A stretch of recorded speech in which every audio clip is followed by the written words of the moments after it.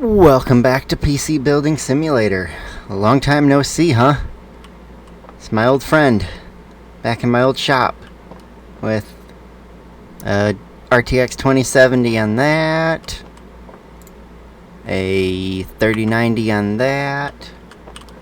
But yeah, we're going to be building, in this case, in the parts list below, top of the description, it's not this case. It is the Zalman S2 ATX mid-tower case. Like I said, it'll be in a parts list as the first link in the description. This build we are aiming for today, my price budget was $1,600, and we hit just under that with the parts list. I think it was about 15-20 bucks less than that, or just right around there. So yeah, if you want to play some good games at some decent frame rates and everything, you could build this for yourself too. Follow right along. I'll guide you right through it to the best of the game's abilities for me to show you. Like I said, this case is not the same one as in the description, so this case is just a placeholder because the game, as everything, it doesn't have all of the parts that I would wish for it to have, but it's got enough. So we'll work with what we got. And what we got in here today is our motherboard. For this build, since I wanted to get a higher end graphics card, I saved a few bucks on the motherboard. Sorry about that, just clumsy knocking things over. So for this one, we went with a B450 board, and I went with the B450 Tomahawk Max ATX AM4 motherboard. It looks pretty much like this one. There might be a few small differences here and there, but this is as close as the game will get me to it. Like I said, I wouldn't necessarily recommend you purchase the parts that are in the game here. If you want to, you fully are free to. I have no control over what you do with your life. But as far as the parts I would recommend, first link in the description. If you enjoyed today's video and it helps you out, I would appreciate if you would hit the subscribe button, because we could really use out the help on this channel. And hit the like button if you liked it. Alright, but back to the PC. With this one, it is of course an AM4 motherboard, so we're going Ryzen. And the CPU I have chosen for this one today is the Ryzen 5 5600X. 6-core processor, that'll be plenty for all your gaming needs and wants. And along with that, we gotta throw some thermal paste on there, a little dot worth. And we will install our cooler right on top of that.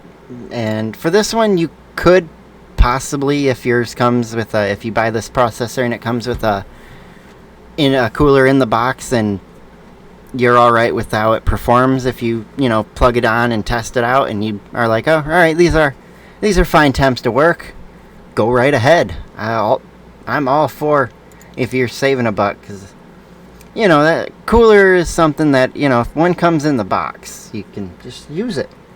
But for this system, I was batting back and forth on whether I would go liquid cooled or air cooled, and I ended up on air cooled just for ease of maintenance. And let's just face it, it'll take you about a third of the time to hook up an air cooler that it will for a for any AIO. Even for a small 120 AIO, that'll still take a bit longer. But we are gonna go see if they have the Be Quiet Pure Rock 2. Yeah, the Pure Rock 2 in black is the one I have in the description, so that's the one I'm going to put on. There we go. That's facing the right way now. Alright. Now, after you get your CPU all in there, you got the chip right in there, you latch down the latch, you put some thermal paste on, or there's thermal paste on the bottom of most coolers that you buy. So you may not need to add any, or if you have your own stuff that you think is a little better than what comes on it, by all means, pop it on there. But yeah, next we are going to get our memory in here, which we are going dual channel, and we've got 16 16 gigs coming in here, which we are going with. We went for the Corsair Vengeance.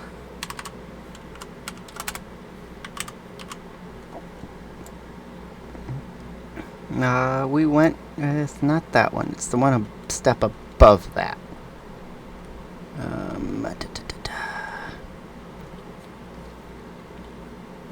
8 gigs, 3600, right into, that slot. And then we will get another 3600 into that slot. And those two slots are typically, for most boards that I've seen, those are the two slots you'll use, the two furthest from the CPU slot. The rightmost, and then you'll skip a slot and go with the next one. You don't do them right next to each other, that won't get you the full bandwidth of your dual channel memory. On top of that, in this particular build, we will be installing some storage, of course, because you need a place to put the operating system and all your games. So in this one, for your operating system, we went with the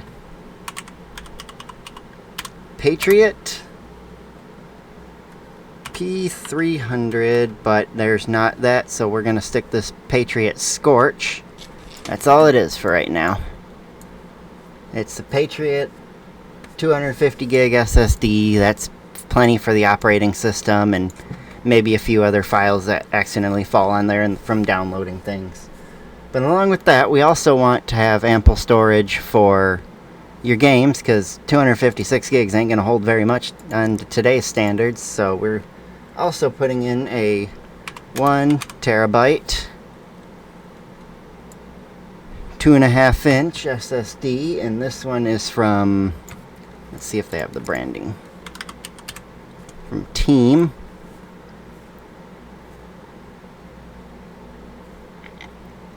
No, they don't have the exact one, so as a placeholder part, we're going to stick this one in here. Right there. Along with, we need a good power supply, because gotta have power to your system somehow. Remove that bracket. Pick out our power supply, which is a EVGA Supernova, or GQ. It's the EVGA GQ 750 watt, but we're gonna there's no 750 watt EVGA one here. So as a placeholder, I'm gonna grab the 1050 watt, because I wouldn't recommend anything under 750 watts if you have a RTX 3080, which is going to be our graphics card we put in here. So yeah, we can take that bracket and put that right back in to install our power supply into the back. Looks all good. It's a fully modular unit. The unit I have chosen is a semi-modular, so if you wanted to have a fully modular like this one for better cable management, that is an option too. Okay, and we are ready for the GPU. We are going with an RTX 3080, and in this specific build, do they have it? No, they don't have it. The one I have chosen for the list is the Gigabyte GeForce RTX 3080 12 gig gaming OC video card. It is light hash rate, so if you planned on mining in your off time, which I wouldn't recommend right now, mining profitability is so low right now. I even stopped my system from mining when I'm not using it, and I just shut it off now. So, and I had mine running for a good chunk of time. But yeah, let's see. Well, the only card with 12 gigs of VRAM is the Founders Edition, so gotta remove that and that, and pick that. Slot that right into there with that ugly dual pin coming off it for the 8-pin connectors. Then all you gotta do is wire everything up. When you push in your graphics card, you'll stick it into the slot there, and you'll give it a little force until you hear it click. Once you hear it click, stop pushing. Don't push no more. I'm going to remove the drive cage in favor of being able to get to the fans at the front a little better. Because I am going to install 2 more fans at the front. Because, yeah, you could totally, in this case, I think the other one I chose has a spot for a 240 mil at the top. If not, I'll leave a note of it, maybe, if I remember. But yeah, now we just got to cable everything up. Plugging in the graphics cards, just like that. Clickety-click. They come right around down to the VGA slots down there. The 24 pin is the big one that goes right there to this slot here, right around there. You got your air cooler that plugs in right up there, right near the top of the motherboard. You've got your 8-pin connector for the motherboard power right there, which comes from the power supply down there too. And we can take the SATA cable, or the power cable for the graphics card, or the power cable for the SSD, and then the SATA cable as well. That comes right around to here. So that's all good. We can connect the case front panel headers down to here. We are going to connect the case fan, the other case fan, and just to get these out of my way. Then for the other fans, I'm just going to make them match. So they're going to be these fractal design ones. Oh, poo. I got to remove the front panel. Alright, now I can put them in. Like there. And we'll put one more in down here, just to have some really good airflow coming in and a fan exhausting it out the back. We'll plug in those fans as well. Got them daisy chained to each other. And yeah, there's the basis of the build. We just gotta put back on the dust filter at the front. Can I put the drive cage back in? No, I cannot. Okay, that's fine. I didn't have drives in there anyway. The panel, no, I can't put the beauty panel back on. Oh well. That's fine too. We can still put the side panel on and hide away all that mess. And the other side panel and hide away that mess. Fully hidden mess. Case complete. You got everything. You can kind of see it through the top here. It's kind of nice. But yeah, and we pop in our operating system right in the back, and we power it up. And ta-da! We're gonna pretend this is Windows, not their offshoot operating system, because, well, you know, doesn't really work that way.